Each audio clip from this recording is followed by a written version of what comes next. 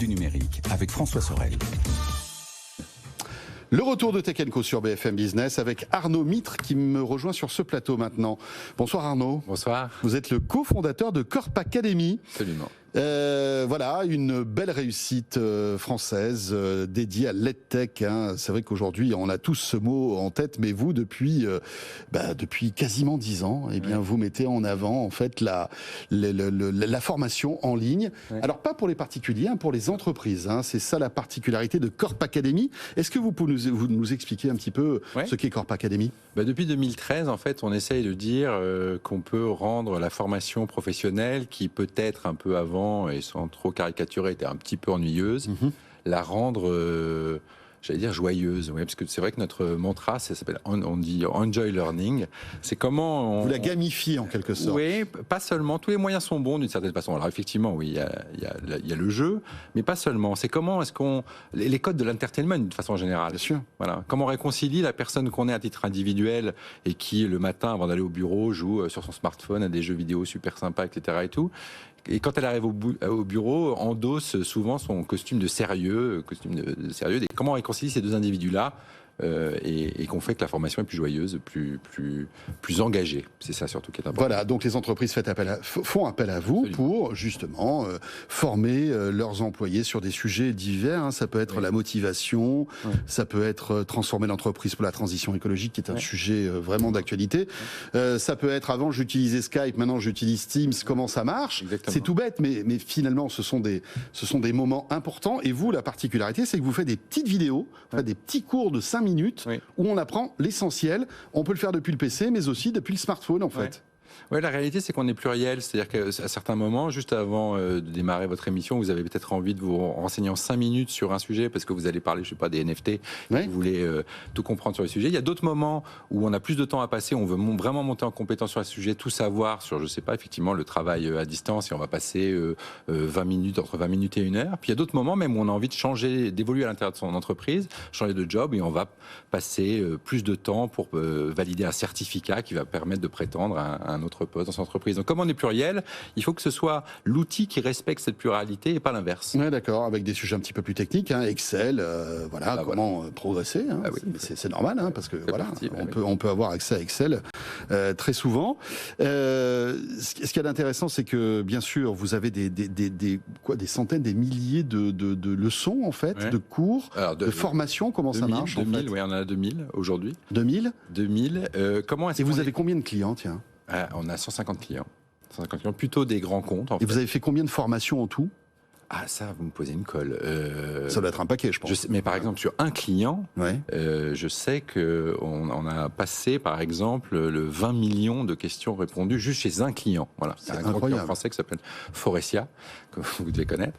20 millions de questions répondues juste sur leur plateforme avec nos formations. Et alors, comment ça se passe concrètement pour le salarié? Il se connecte, il télécharge l'appli? Alors, il y a une appli. Il y a une appli, comment ça marche? Mais sinon, il se connecte aussi sur son PC, Mac. Parfois, l'accès sur les mobiles est plus compliqué dans les entreprises, parce que vous savez, il y a des systèmes de... Bien sûr. De VPN, enfin. Voilà, exactement. Tout est bloqué. SSO, Single Sign-On, qui complique un petit peu parfois, mais bon, en l'occurrence, oui, ils peuvent très bien se connecter sur leur mobile. Et puis ensuite, il va avoir des recommandations personnalisées en fonction de son profil, en fonction de ce qu'il a déjà fait par le passé, et de ce qui visiblement il aime, ou ce que surtout les autres qui lui ressemblent, ça c'est pas on n'a rien inventé, hein, Netflix fait pareil, ont consommé, et donc on lui recommande Arnaud, alors pour être un petit peu, on va dire pas forcément vous caresser dans le sens du poil, mais aujourd'hui finalement, avec la richesse de l'internet et avec Google, finalement comment fonctionne Teams, je tape ça sur Google, je vais trouver en fait, ou une vidéo sur YouTube, ou un tuto qui va m'expliquer comment ça va fonctionner. Est-ce que finalement c'est pas votre premier concurrent, Alors oui, Google? d'une certaine façon oui. Alors le plus beau compliment qu'on nous ait fait, c'était assez récemment, un de mes clients qui m'a dit maintenant d'ailleurs que j'ai changé de réflexe, quand je cherche quelque chose sur un sujet et que je me dis que ça peut être sur Corp Academy, je vais d'abord sur Corp Academy avant d'aller chez Google.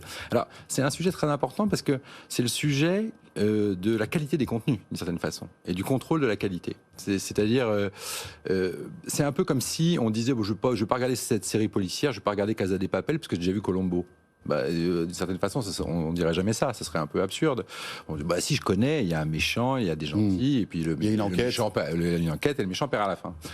Donc nous, c'est un peu notre cheval de bataille de dire, en réalité, les contenus valent pas un pour un. C'est pas vrai que de dire que je vais aller regarder n'importe quoi. Enfin, n'importe quoi. Il y a des choses très bien. Hein, c'est pas du tout ce que je veux dire, mais sans contrôle de la qualité sur Internet par hasard et un module sur Corp Academy qu'on aura pensé avec un partenaire privilégié dont on sait qu'il a un savoir particulier sur ce domaine. Alors, Corp Academy a grossi. Oui. Depuis 2013, on le voit avec 150 clients, 1700 modules pratiques, etc. Ouais. Enfin voilà, des millions et des millions de formations données. Et là, vous arrivez à un tournant dans la vie de l'entreprise, puisque j'allais dire un concurrent australien, en tout cas, s'est intéressé à vous et va, en fait, vous rachète. Nous a acheté, oui, absolument. 100%. C'est une étape très importante. Il s'agit de GoOne. Oui, GoOne, absolument. Une entreprise extraordinaire, qu'on ne connaissait pas trop d'ailleurs avant qu'ils nous appellent, pour être honnête. Et c'est un peu logique, parce c'est leur première présence en Europe. Ils sont un peu au UK. Enfin, ils sont dans le monde anglophone, ils sont très forts. Ils font ce que vous faites. Alors ils ont un pitch très simple, ils veulent être l'agrégateur des agrégateurs, c'est-à-dire de contenu de formation professionnelle. Ils disent aujourd'hui, quand on recherche les 10 meilleurs restaurants de Paris, quand on tape justement sur Google, la première page, c'est principalement du TripAdvisor, donc des agrégateurs. Quand on cherche le meilleur hôtel à Londres, c'est Booking.com ou Hotel.com, des agrégateurs. Si on tape meilleure formation de management, on va tomber que sur des boîtes individuelles. Donc ils disent, il y a une place pour un gros agrégateur mondial de tous les contenus, et c'est ça leur pitch, c'est simple à comprendre. Et donc, ils cherchent à fédérer l'ensemble des contenus du monde et à les fournir à tous les outils que peuvent avoir les entreprises. Donc voilà, l'information de ce soir, c'est que GoOne a fait l'acquisition de Corp Academy. Oui. Qu'est-ce que ça va changer au quotidien pour vous ? Alors, ce que ça va changer, c'est plutôt positif. C'est-à-dire que depuis 2 ans... Depuis 2 ans, nous, on était sur une stratégie de croissance rentable. C'est-à-dire, depuis 2 ans, on gagne de l'argent, mais ça a des conséquences de gagner de l'argent. C'est qu'on peut un peu moins investir, on est obligé un peu plus serrer les boulons, de plus regarder un peu, etc. Et on fait un peu moins de croissance que quand on est en investissement, en levée de fonds, etc. Donc ça change que eux, on a une ambition gigantesques. Aujourd'hui, c'est déjà une licorne. Ils sont valorisés plus d'1 milliard, 100 millions de dollars, je crois. Ils ont des plus gros fonds de la planète. Derrière eux, le fonds de Microsoft, le fonds de Salesforce, SoftBank, qui sont derrière eux. Et ils disent, c'est d'ailleurs un peu leur nom, GoOne, winner takes it all. Donc, le gagnant emportera tout. Et donc, ils sont très ambitieux. Donc, ils vont réinvestir massivement dans Corp Academy. Donc, ça, c'est une première très bonne nouvelle. Et puis, ils étaient absents sur le marché francophone. Absolument. Et européen, à part le Royaume-Uni. Donc, Absolument. Donc, ils veulent se servir aussi de Corp Academy, je pense, comme tête de pont européenne. Alors, on leur a dit déjà que pendant 1 an, probablement, on allait se concentrer déjà sur consolider tout ce qu'on a fait grâce à eux. Et puis après, dans 1 an, partir dans d'autres pays en Europe. Je pense qu'ils sont ce sont des gens très ambitieux, donc aussi très rapides en exécution, et c'est ça qu'on aime beaucoup aussi. En revanche, ce qui est très bien, et ça c'était très important dans le cadre d'une acquisition, c'est qu'ils ont l'intention de rien casser. C'est-à-dire, ils se disent comment ils ont fait un petit bijou. En tout cas, c'est ce qu'ils nous disent. Parce que c'est un peu arrogant de le dire moi-même, mais c'est ce qu'ils nous disent. Un petit bijou. Comment quand on voit le succès que voilà. Comment on l'étend, comment on fait grandir, comment on y rajoute des couches plutôt que essayer de l'intégrer en cassant des choses, qui est souvent un peu le risque quand il y a une acquisition qui se passe. Donc la marque Corp Academy va rester ou est-ce que vous allez être digéré par GoOne ? Un petit changement, mais je pense qu'on pourra tous vivre avec. On s'appellera maintenant Corp Academy by GoOne. Mais bon, voilà. D'accord. Voilà. Et le savoir-faire, c'est-à-dire vous-même, qui incarnez Corp Academy, que ce soit Jean-Marc Tassetto ou vous-même, restez aux commandes, et Frédéric aussi. Absolument, on reste aux commandes tous les 3.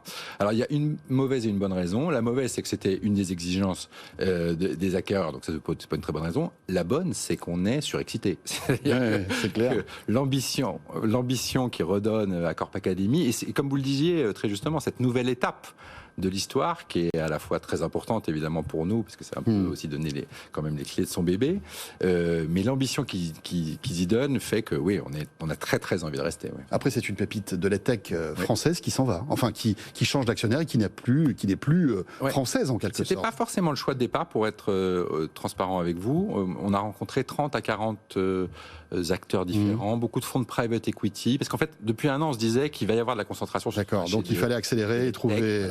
Donc il y avait un sujet de taille critique.